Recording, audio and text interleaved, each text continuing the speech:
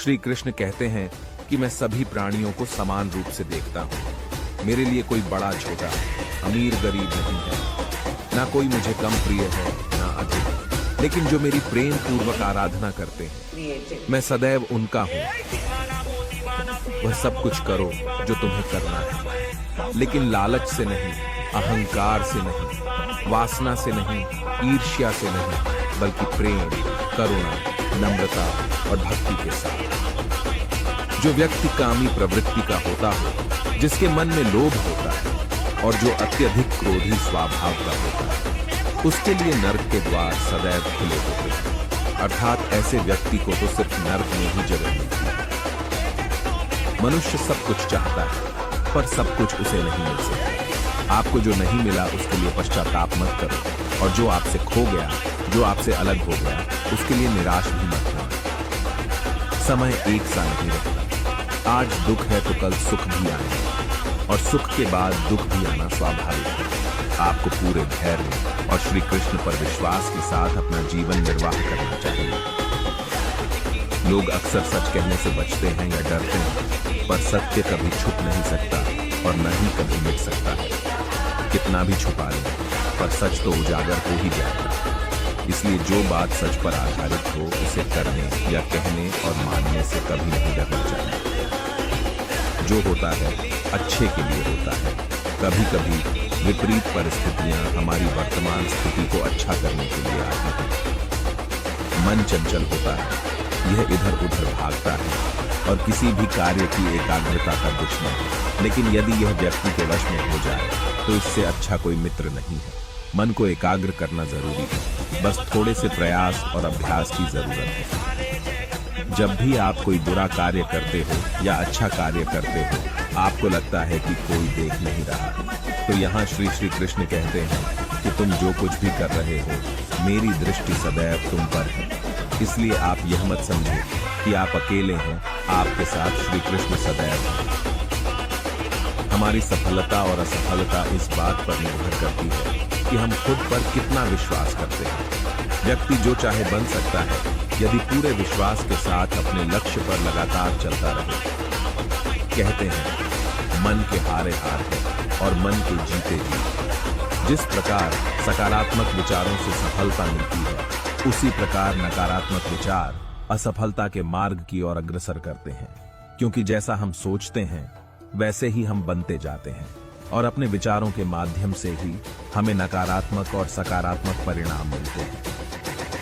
जो कुछ भी है वो वर्तमान में है।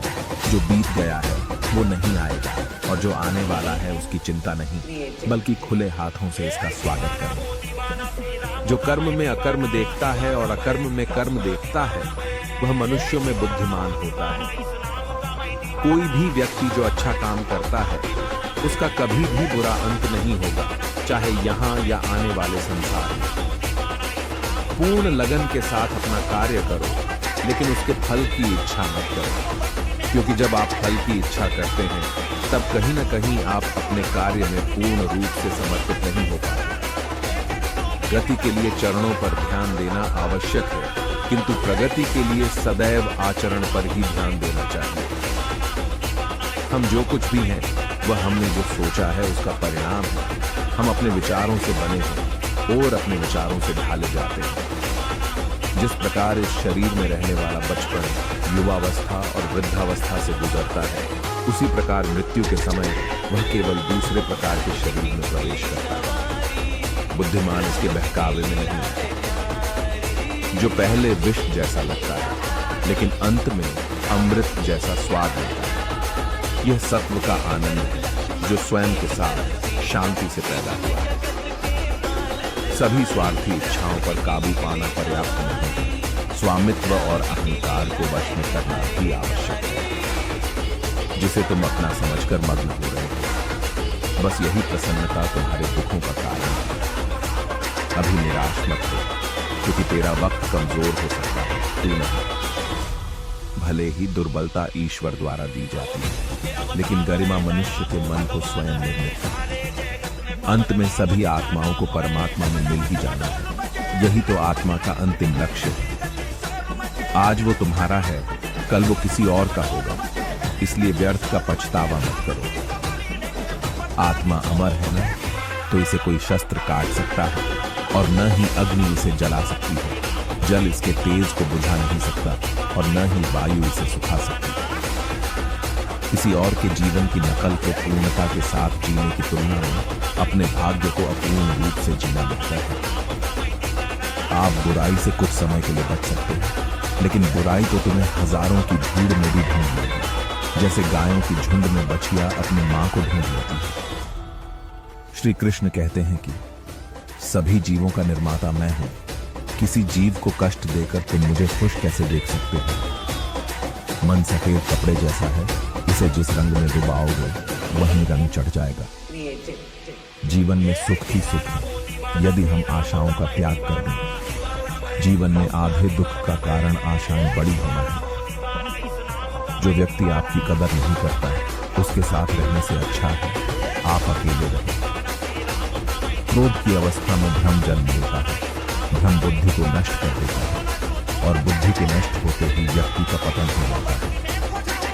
मेरा तेरा, छोटा बड़ा, अपना पराया, मन से मिटा दो, फिर सब तुम्हारा है और तुम सबके हो।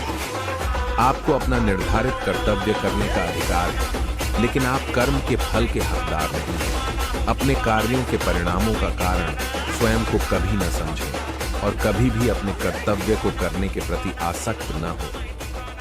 चाहे बुरा ही क्यों न लग जाए, पर ऐसा सत्य जरूर बोलिए, लेकिन ऐसा झूठ मत बोलिए जो सत्य लगे। प्रेम का अनुभव एक ऐसा अनुभव है जो व्यक्ति को कभी परास्त नहीं होने देता। यदि मन बेचैन है और इसे नियंत्रित करना कठिन है, लेकिन अभ्यास के द्वारा इसे वश में किया जा सकता है। तुम्हारे मन की गतिविधियों, होश, श्वास और भावनाओं के माध्यम से मेरी शक्ति सदा तुम्हारे साथ है और लगातार तुम्हें बस एक साधन की तरह प्रयोग करके सभी कार्य कर रही है। हर किसी का जन्म किसी न किसी कारण से होता है, इसे पहचानो और बस कर्म करते रहो।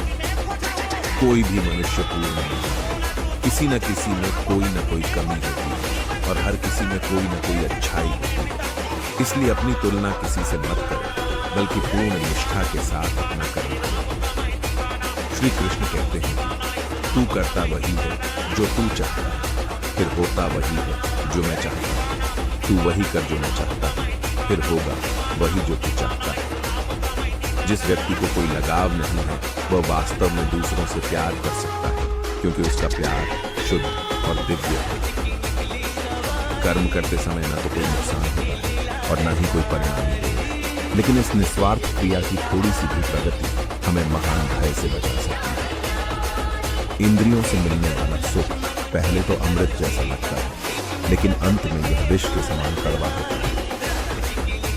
तुम्हारी पीड़ा के लिए मेरे पास एक उद्देश्य है, तुम्हारे संघर्ष का एक कारण है और तुम्हारी सच्चाई का प्रतिफल है। मेरा विश्वास करो और हार मत मानो। धन्य है मनुष्य जन्म, स्वर्गवासी भी इस जन्म की कामना करते हैं, क्योंकि सच्चा ज्ञान और शुद्ध प्रेम मनुष्य को ही मिल सकता है।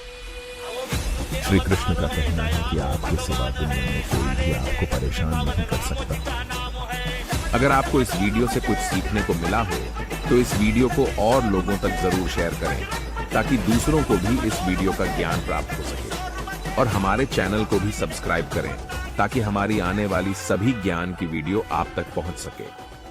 धन्यवाद।